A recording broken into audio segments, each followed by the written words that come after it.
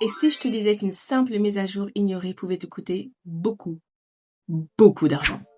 Salut, moi c'est Chloé et je travaille dans la sécurité de l'information. Et sur ma chaîne, tu vas retrouver tout un tas de contenus liés à la protection des données et à la cybersécurité. Aujourd'hui, je t'explique l'une des pires cyberattaques que le monde n'ait jamais connue. La cyberattaque WannaCry. Nous sommes en mai 2017 et une attaque a paralysé plus de 300 000 ordinateurs dans 150 pays, dont des hôpitaux, des usines et même des ministères. L'attaque WannaCry, c'est une cyberattaque qu'on va appeler ransomware.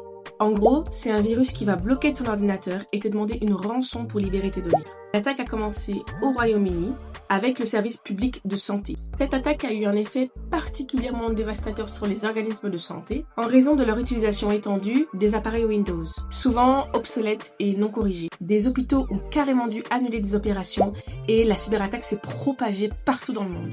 Espagne, Russie, Allemagne, Chine, etc. 4 milliards de données de pertes estimées. Certaines entreprises ont dû arrêter leur activité pendant plusieurs jours. Cette attaque ciblait une vulnérabilité dans les anciennes versions de Windows. Cette vulnérabilité Eternal Blue a été découverte par la NSA avant d'être découvert par le groupe de piratage de Shadow Brokers. De nombreux pays, pour pas dire tous, ont été impactés.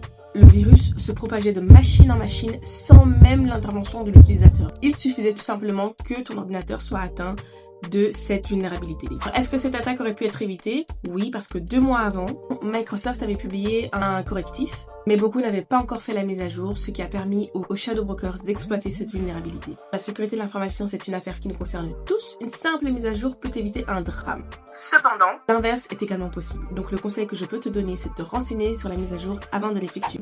En espérant t'avoir appris quelque chose, n'hésite pas à t'abonner, liker la vidéo et à la partager. Et nous, on se retrouve dans une prochaine vidéo. Bisous!